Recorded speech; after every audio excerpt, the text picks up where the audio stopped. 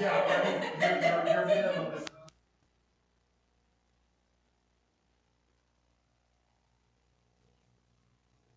I can have some very good conversations. I try to be like when I'm writing emails, I try to be more conscious of that because my whole purpose to doing that is to be more clear, more explicit, and it just tends to confuse people instead. My boss has continually over the last 3 years that I've had this job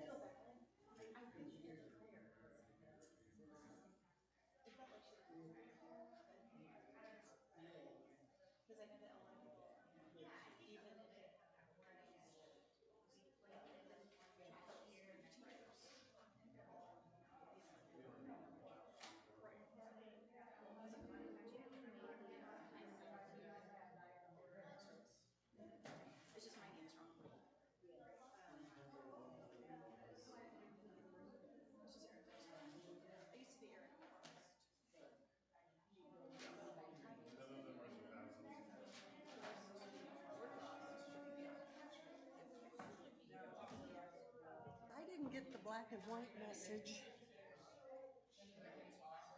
You're black and blue, I understand. I said I didn't get the black and white message. They're dressed in Oh, yes, they're coordinated. when you have black and white hair. I thought they had black.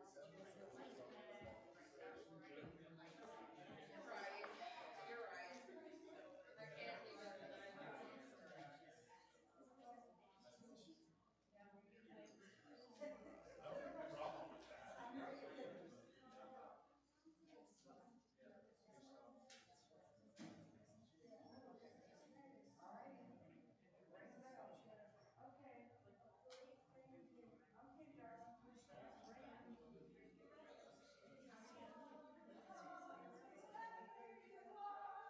Wanderer, worshiper, lover of leaving, ours is no caravan of despair. Come yet again, come. Come, come, whoever you are, wanderer, worshiper, lover of leaving, ours is no caravan of despair. Come yet again, come. Come, come, whoever you are, wanderer, worshiper, lover of leaving, ours is no caravan of despair. Come yet again, come. Welcome. I open with these words from the Reverend Jacobson Tennyson. Who you are enriches us all. Welcome. What you bring, who you are, enriches us all. We say welcome to your joy, your hope, your pride. We say welcome to your grief, your fear, your anger, and the parts of you that are not yet ready to be seen and heard. Welcome to them as well. For we are people of faith, faith in our expansive welcome, faith in our ability to grow, faith in the precious gift of our truth, faith in the promise of trying, learning, changing, faith in our capacity to know ourselves and each other ever deeply. May this time together be a blessing. Welcome to the Unitarian Universalist Fellowship of Topeka. My name is Vicki George. I am the moderator this morning, and I want you to note that faith in our precious gift of our truth doesn't say the truth with a capital T. It's what we have as our own truth. Please remember this service is recorded, to say your name and speak clearly into the microphone. If you come to this one, remember to eat the mic, as our text expert Jake says, and turn off cell phones and electronic devices that go whiz, bang, and beep. So, the only announcements that I have from the podium are the bookmarks that Jabel and the crew had done out there. Hand out a bookmark made by the Nature Savers class to advertise our book drive when you hand out the order of service. Thank you. Aaron, do you have any, you or Cynthia have any announcements you want to make from here?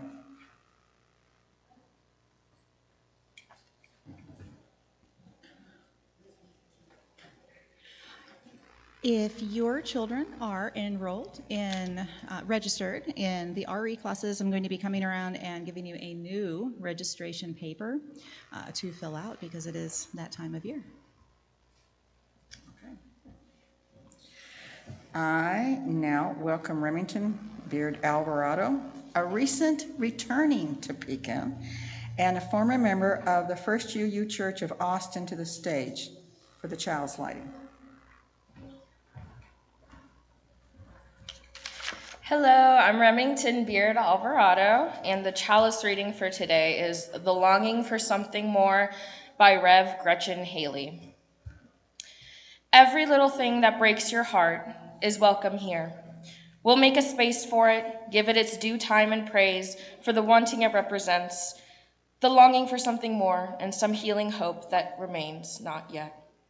We promise no magic, no making it all better, but offer only the circle of trust, this human community that remembers, though imperfectly, that sings and prays, though sometimes awkwardly. This gathering that loves, though not yet enough. We're still practicing, after all, still learning, still in need of help and partners, still becoming able to receive all this beauty and all these gifts we each bring. Come, let's worship. Let us worship together.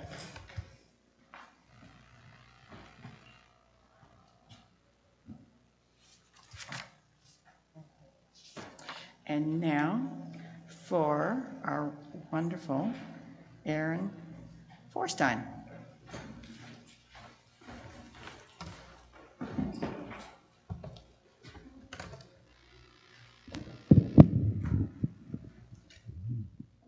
Good morning. If you would like to come up here, you can. The story I have today is Bear Snores On by Karma Wilson and Jane Chapman. And it takes place in the cold, cold of winter. And I don't know, there's just something about the chilly winter pictures that just makes me feel happy. Is anybody else looking forward to winter? Yes. Yes.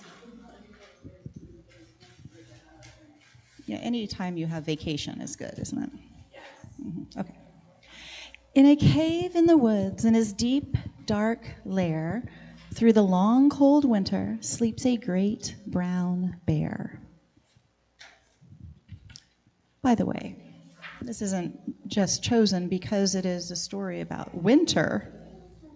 They do like sleeping sometimes. They hibernate, which means they sleep like all the way through the winter. But this story is about welcoming and friendship too. Yes? There's actually truly hibernate. And very few species of animals do that. They actually wake up periodically to actually refill their batteries. That is good to know. I get up at night a few times sometimes to do that too. Okay, I couldn't go a whole winter. Groundhogs, ground squirrels, and I do believe the wood frog, those are like three of the only ones that actually do hibernate. That's cool. It's solid. We will talk more about this later, but I like it. Thank you. That's really cool. Okay, science is real. Okay, moving on. Cuddled in a heap with his eyes shut tight, he sleeps through the day, he sleeps through the night. The cold winds howl and the night sounds growl, but the bear snores on. An itty-bitty mouse, pitter-pat tiptoe, creep crawls in the cave from the fluff cold snow.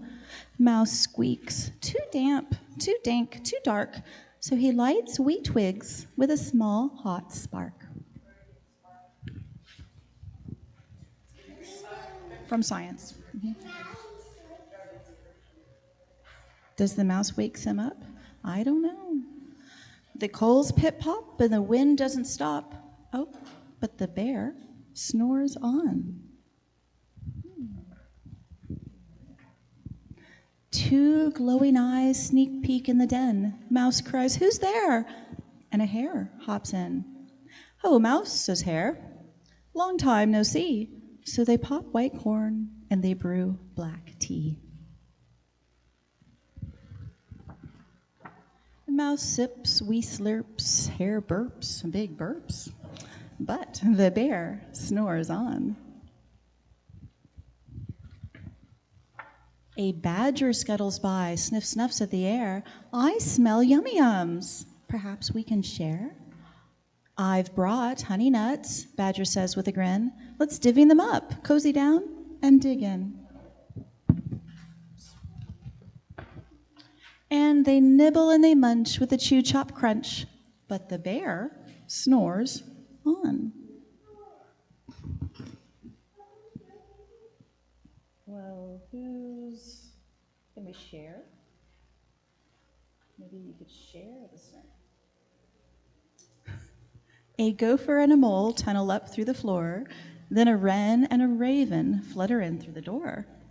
Mole mutters, "What a night! What a storm!" twitters wren, and everyone clutters in the great bear's den. They tweet and they titter, they chat and they chitter, but the bear snores on. In the cave in the woods, a slumbering bear sleeps through the party in his very own lair. Hare stokes the fire, mouse seasons stew, then a small pepper fleck makes the bear achoo! He blows and he sneezes, and the whole crowd freezes. And the bear wakes up. Bear gnarls and he snarls. Bear roars and he rumbles. Bear jumps and he stomps. Bear growls and he grumbles. You've snuck in my lair and you've all had fun, but me, I was just sleeping and I have had none. And he whimpers and he moans. He wails and he groans.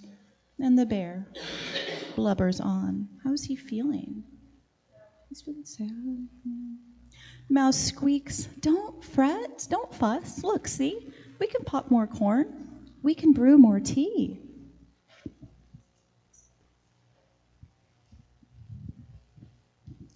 Bear gulps, bear gobbles. He sighs with delight. Then he spins tall tales through the blustery night. When the sun peeks up on a crisp, clear dawn, Bear can't sleep. But his friends snore on. Now, who will take the lantern today? Let's have a younger person. Who will take the lantern? Pinky, did you take the lantern recently? Would you like to? Okay, thank you. You took it recently, so. All right, Pinky, you can lead us out. I'm gonna let it shine, this little light of mine. I'm gonna let it shine, this little light of mine. I'm gonna let it shine, let it shine, shine, let it shine. Now, for joys, concerns, and any additional announcements from the congregation, I just will say that Don and I have a little joy. We have a groundhog living in our neighborhood. Yes, it's not yet hibernating, and but you can go out and not see our groundhog, but you can go out and see Chuck the groundhog on YouTube, and you can even buy merchandise from the shop from this one family that has been watching and recording, and anyway, if you're a groundhog follower. Any other joys and concerns? My name is Janine Silsby, and I just wanted to let my family know that Saturday would have been David's birthday. So think about me, please.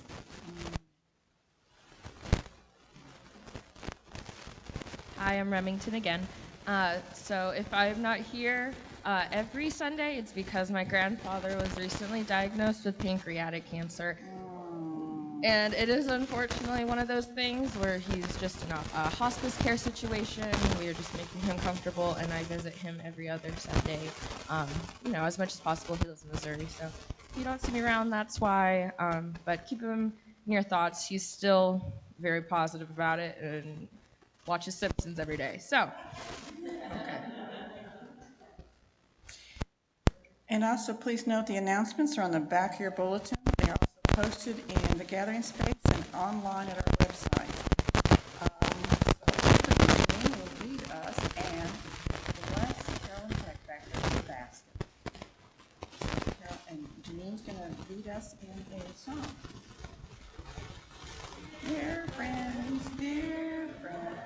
let me tell you how I feel. You have given me such a treasure. I love you so. Dear friends, let me tell you how I feel. You have given me such a treasure. I love you so. Dear friends, let me tell you how I feel. You have given me such a treasure. I love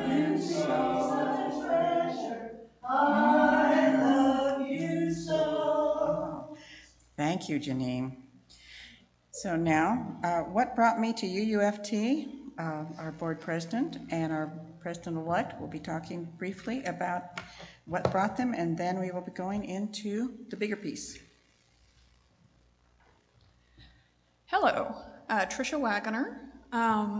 In 2006, I moved to Topeka. I was a young mother, 2 small children. My husband was still living in Wichita, and I was in a new city with a new job and a new life, and it was lonely, and it was stressful. And then a friend of mine from work said, why don't you try the Unitarian Universalist Fellowship of Topeka? And she brought me here, and we were singing a song, and somebody leaned over and told me a joke. Why are Unitarians such bad singers? They keep reading ahead to see if they agree.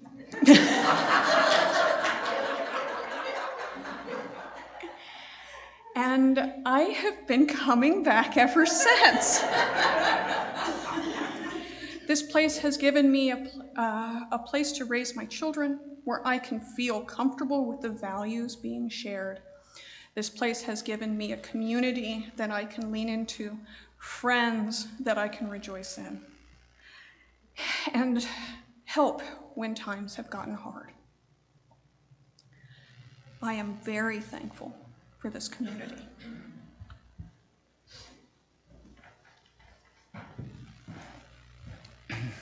My name's Mike Wilson. Excuse me. And why I came to UUFT. In 1982, my fiance and I were looking for a facilitator who would provide a spiritual backdrop for our outdoor wedding while also allowing us to participate in writing our vows. Bill Lucero performed our ceremony. Why I came back was we attended a few programs, and as a young couple, we were embraced by the congregation that accepted who we were and our cocktail of Catholic, Protestant, and humanist beliefs, and we had found our spiritual home. Why I am still here is my new friends of over 40 years ago are now my old friends, and many among them are the most meaningful relationships in my life. I raised my 3 children here, and one of those children is now raising her 3 children here. My mature self realizes that I cannot accept the Nicene Creed and that I'm a deist in faith. The members of the UUFT are my spiritual tribe, and there is no other place for me to be if I desire to have an extended spiritual family in my life, and I choose to do so. Thank you. Thank you, Tricia and Mike, and you will be hearing them again. They will be sharing the bigger part of the, well, in fact, I'm going to do the introduction.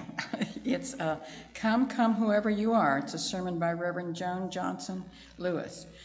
Reverend Lewis is a 3rd-generation humanist raised in the Midwest, a graduate of both Meadville Lombard Theological School in Chicago, and for those of you that don't know, that's a UU theology school. Yes, there are UU theology schools, and of the Humanist Institute, so double ordained. She has served as an adjunct faculty member at Meadville and as a faculty member of the Humanist Institute.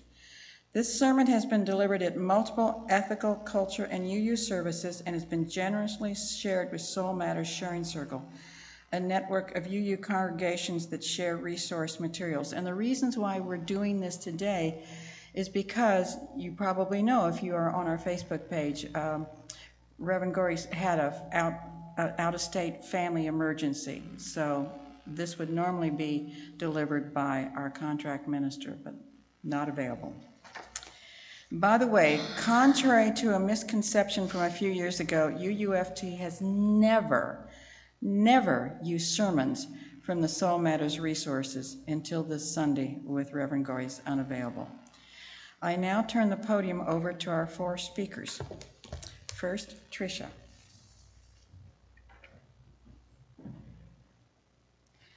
Here you are today, some for the first time, some for the 1,000th time, and most somewhere in between. Whether this is your first time or your 1,000th, welcome. Welcome to a place where there is a weekly gathering, a time and place to seek the highest, to take time from the busy or isolated lives to meet with others who also want to grow and develop our capacity and the world's capacity to see each human being as precious as who they are and full of potential to grow. To see each human being as precious as who they are and full of potential to grow. A paradox. So welcome to an exploration together of this human paradox. To see ourselves as precious as who we are and full of potential to grow. Seeming opposites, yet both are true. This morning's title comes from a poem written originally in the 13th century, about 800 years ago. One translation, "Come, come, whoever you are, wanderer, worshiper, lover of leaving, it doesn't matter. Ours is not a caravan of despair. Come, though you have broken your vows 1,000 times. Come. Come again, come." The musician and poet Rumi was born in the 13th century and what was then part of Persia and today Tajikistan, sorry, I am dyslexic, so this is hard for me, and Afghanistan. As a child, he moved with his family west to avoid the conflicts in that area and settled in Konya, what is today Turkey. It is in Konya that the movement was it is in Konya that he was buried. The so-called whirling dervishes, a devotional sect which practices movement as a spiritual practice, were founded by his followers and his son.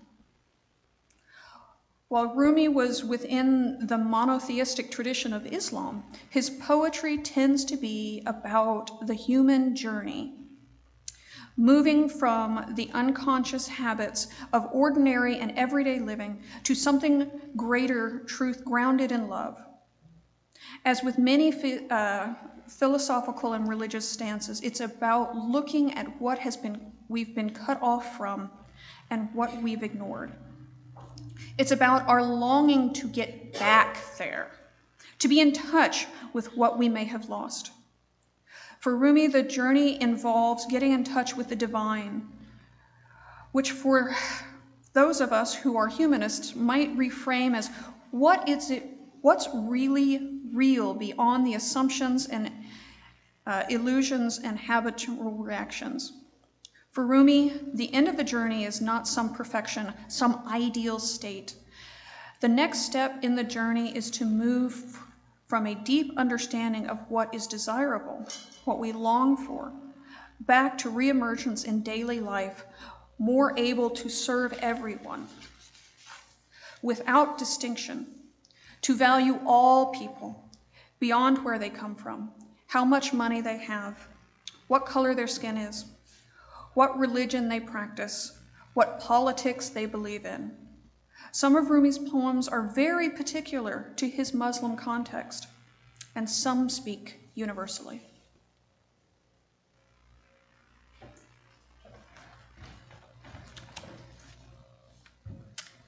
Come, come, whoever you are.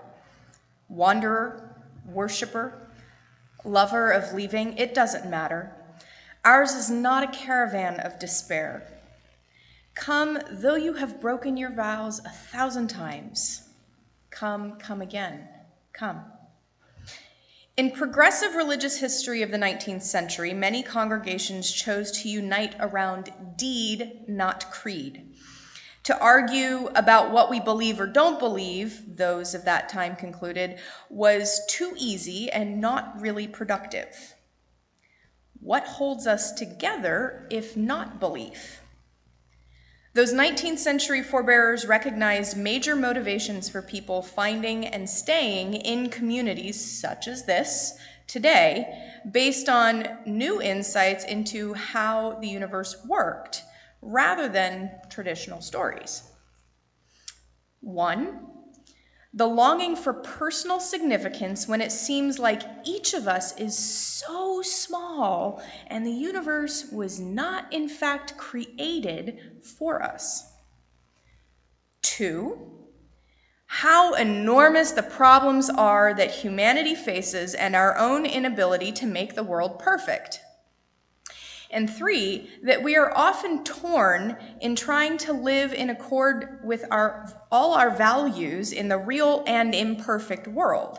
Either we experience that our own values are in conflict with each other, or we experience that we just don't do what we assume our values would lead us to do.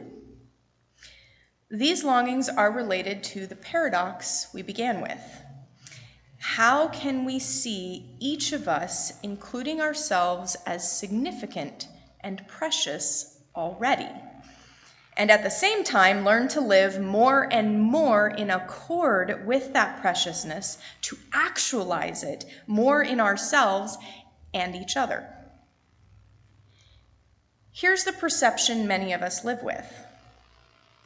Here we are in a world of imperfection, including our own imperfections, failures, and limitations. We have goals, personal goals, relationship goals, justice goals, spiritual goals, which are promises to ourselves and others, yet we often don't achieve them. How do we support each other in keeping our vision, our goals, our vows? We could despair of ever being able to accomplish anything, since everything's imperfect, we're not perfect, time is limited, and we're not immortal. And perhaps also we are thinking about all those people out there who seem like they're just trying to get in our way of us achieving the goals that we've set out. Who can we blame? The rich people who want to get more, or the poor people who want to get more, or our spouse or partner who just brought home a box of cupcakes when we're trying to eat more healthy, our horrible parents who raised us wrong or didn't love us enough, or who raised those other people wrong or didn't love them enough. It's easy to get stuck in trying to affix blame. Try to figure out who is responsible for getting us into this fix. Even blame ourselves for not being perfect, not being enough.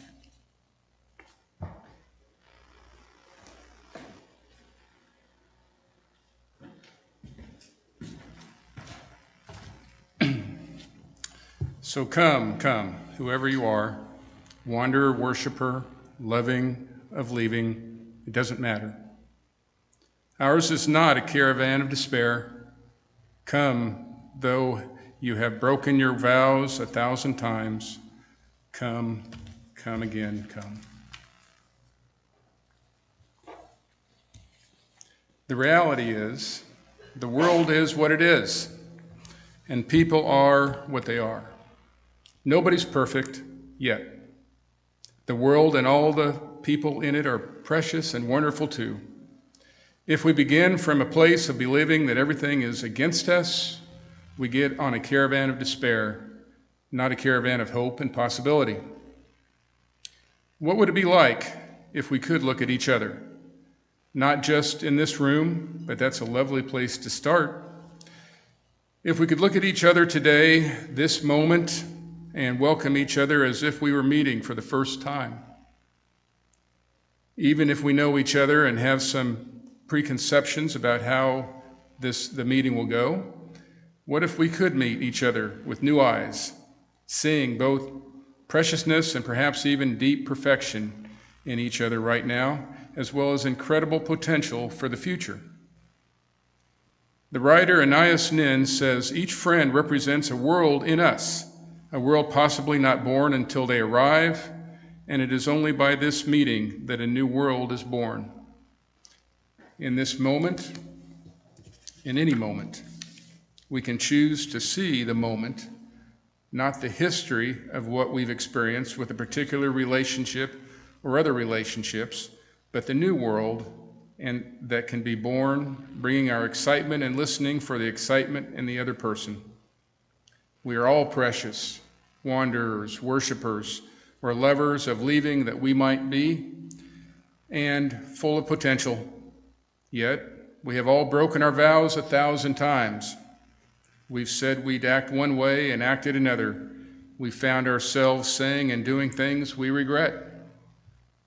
I invite you to think about just one time that happened. The more recent, the better. I'm not going to ask you to share this, just identify it to yourself. Touch in your mind on what actually happened, rather than why you did what you did, and why you regret it, or what kind of person you are telling yourself you must be to have done it. Just what actually happened. What did you say or do? Get a picture or a soundtrack of that moment in your mind.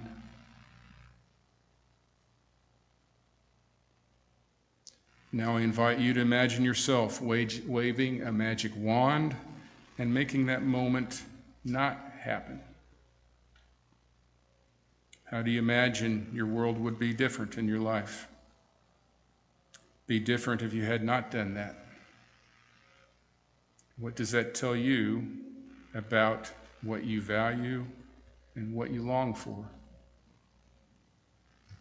I'd like to invite you one more step in this journey to a deeper truth. As you remember the moment and what you did, what were you longing for in that moment that you thought that saying or doing what you did would get for you?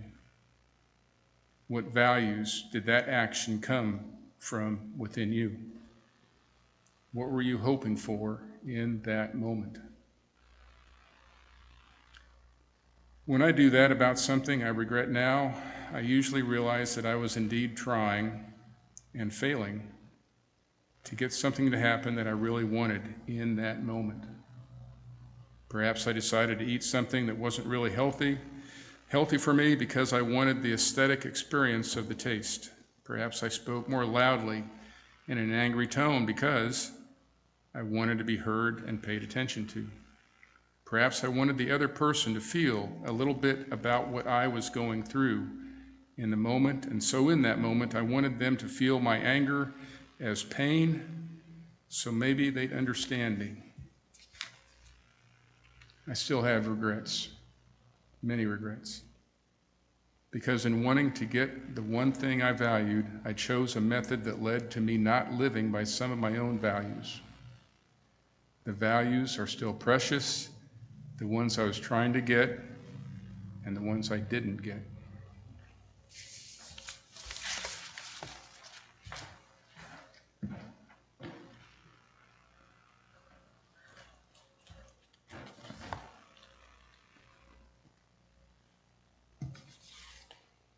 Come, come, whoever you are. Wanderer, worshiper, lover of leaving, it doesn't matter. Ours is not a caravan of despair. Come, though you have broken your vows 1,000 times. Come, come again, come. Juliet Shore, in Yes Magazine article some years ago, wrote, "Millions of Americans have lost control over the basic rhythm of their daily lives. They work too much, eat too much, socialize too little, drive and sit in traffic for too long, many hours a day, don't get enough sleep, and feel harried too much of the time. It's the way of life that undermines basic sources of wealth and well-being. As strong as family and community ties, a deep sense of meaning, and physical health. What would it mean if we regained more control over the basic rhythm of life? Over the basic rhythm of our human relationships?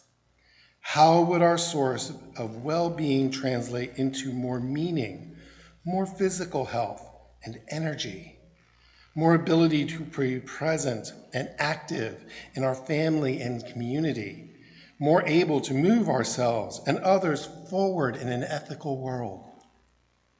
How do we live lives more in accord with our values? What are the choices we have? Some decide to change their values. They decide that nothing is too much about how they live fulfills their value of ease in the moment. Ease and comfort become their highest values. Others change their actions and sometimes make new mistakes and try again. Some get on a caravan of despair, believing that how things have been is the only way they can be. Which will we choose?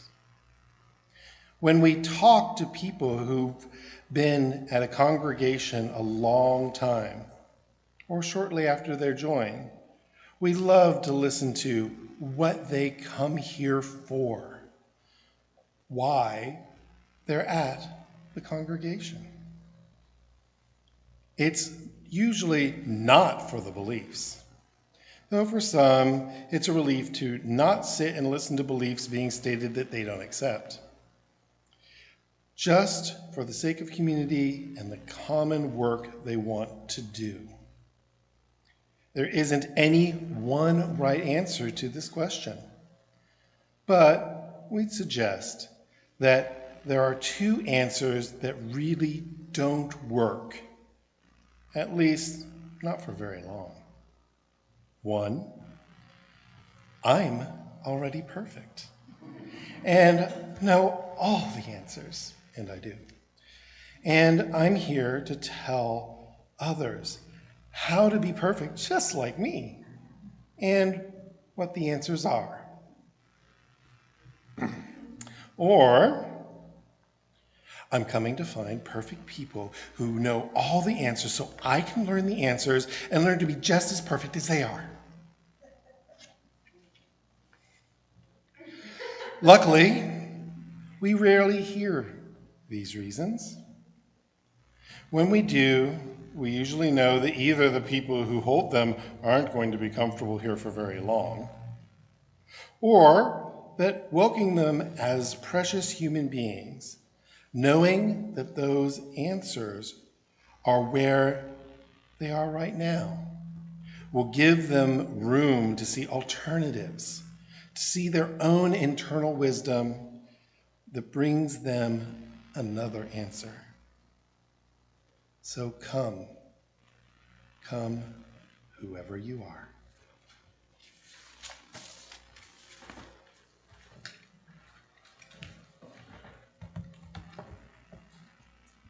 Now we have the opportunity for congregational dialogue.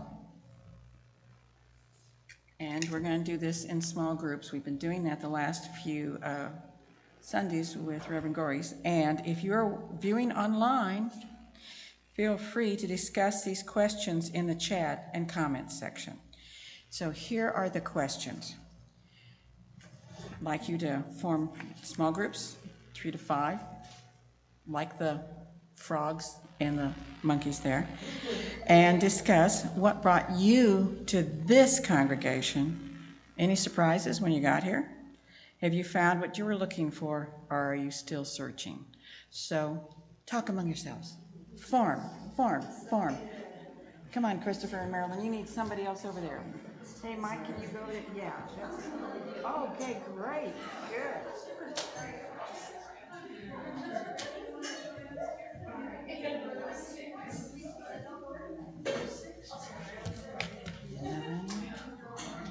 Nine, 10.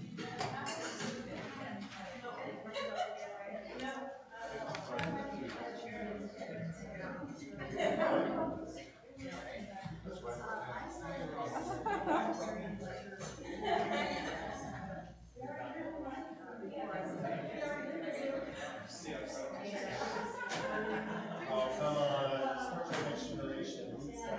Androids.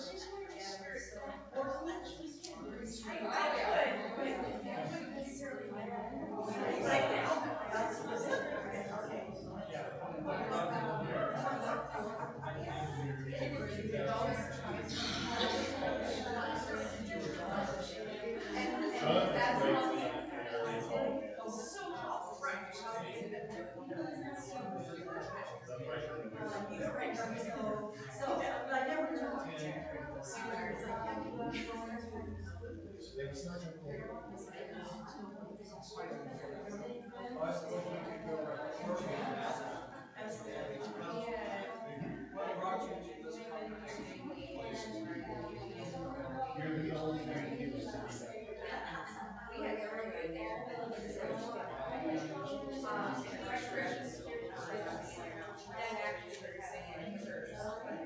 a friend brought me. Very small. We moved here right before the pandemic. During that, they were went into lockdown.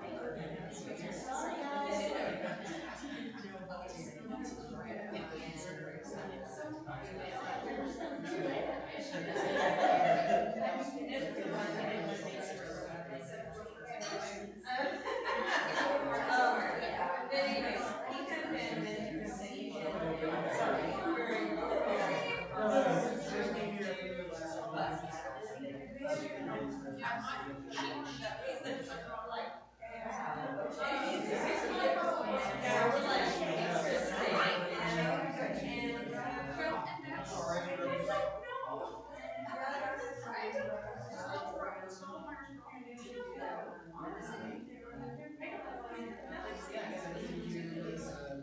Looking for something outside connection.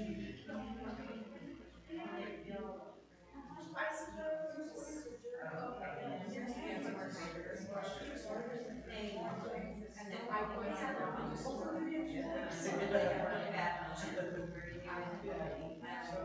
and we moved here intentionally more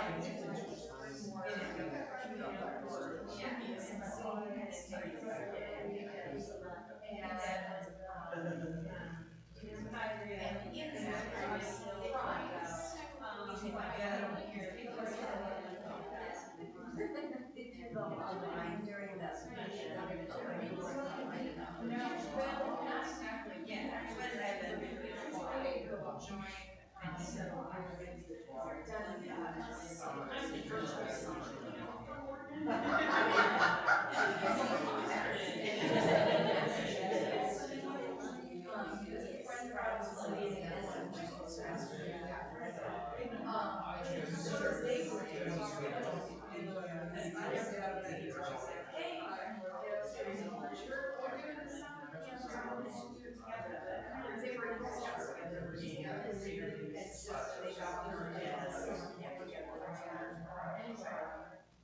I was raised there, and I guess that was maybe the first real introduction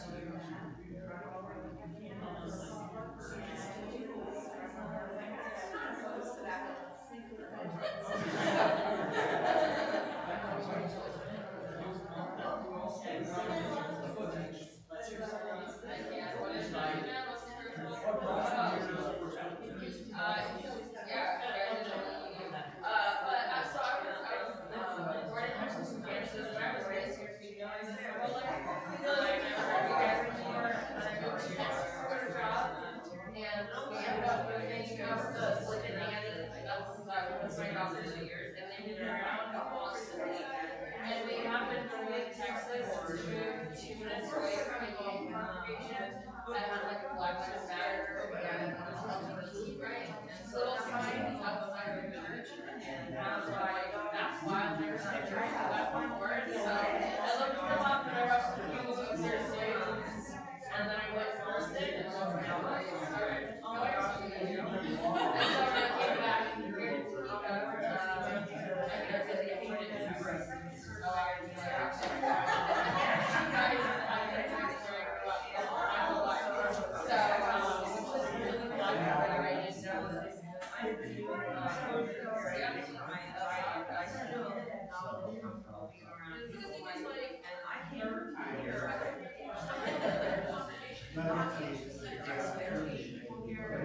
Whereas I had someone who's getting all like, I think that's what I'm going to talk about. I have no idea why I happen, in treatment. I was my own assumptions where I wasn't trying to listen.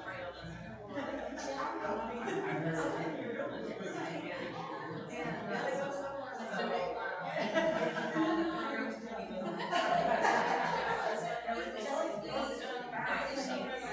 I only just started after the day, and those were reasons to be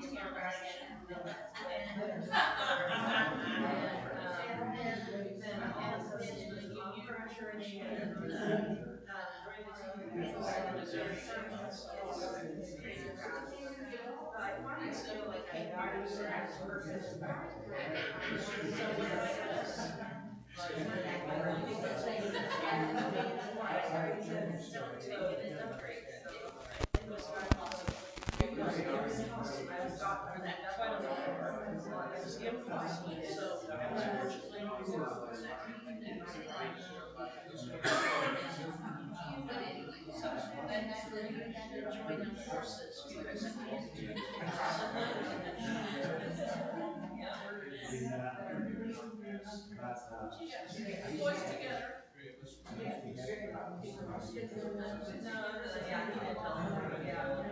No, but this is the part that I did not learn about the part of the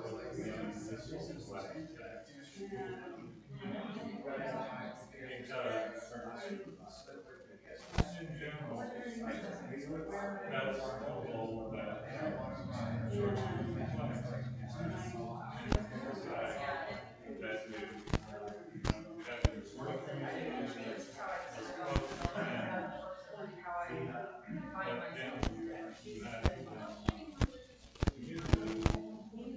That is what that's part of it.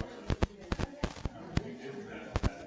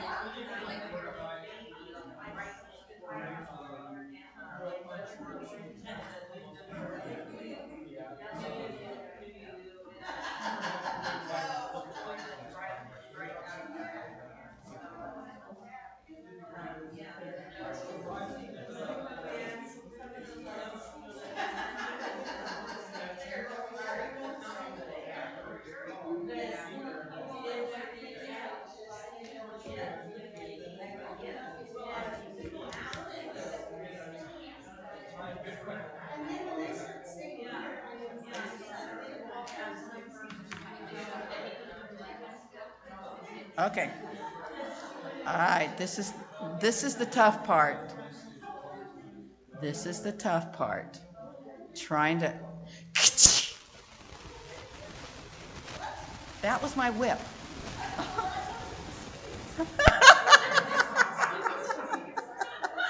I'll do it again. Now do you get the idea? Okay. Yeah, thank you. Here are the closing words from Reverend Lewis. Here are the basic answers I hear when I listen for why people come to a congregation like this. 1, I'm looking for a connection and meaning. 2, I want to take the time to look within, take time to identify and get in touch with inner resources and wisdom. 3, I want to fire up my imagination, get insights I might not get alone. 4, I want my assumptions challenged. 5, I want to be accepted for the real me. 6, I want to find strength and heart to live my life and work for the common good. Or 7, I want companions on my journey. So I invite you to look around and look at others in this room and imagine each of them on a journey. And as you look around, I invite you to mentally say to them, come, come, whoever you are, wanderer, worshiper, lover of leaving, it doesn't matter. Ours is not a caravan of despair. Come, though you have broken your vows 1,000 times. Come, come again, come. And finally, I invite you to look within yourself and consider the same words. Come, come, whoever you are. And now Janine has a closing song for us. You would stand from where you are and sing with me. The disc is not working, so we're going to do it a cappella because I know you can. And am I on? Hello? Yes, I am. Okay. How to eat it. All right. Come sing a song with me. Come sing a song with me. Come sing a song with me that I might know your mind. And I'll bring you hope when hope is hard to find. And I'll bring a song of love and a rose in the winter time. Come dream a dream with me. Oh, come walk in rain with me. Come dream a dream with me that I might know your mind. And I'll bring you hope when hope is hard to find. And I'll bring a song of love and a rose in the winter time. Come walk my song with me. Come sing a song with me. Come sing a song with me that I might know your mind. And I'll bring you hope when hope is hard to find. And I'll bring a song of love and a rose in the winter time. Come share a rose with me. Come share a rose with me. Come share a rose with me that I might know your mind. And I'll bring you hope when hope is hard to find. And I'll bring a song of love and a rose in the winter time. We extinguish this flame, but not the light of truth, the warmth of community, or the fire of commitment. These we carry in our hearts until we are together again. Go and have coffee.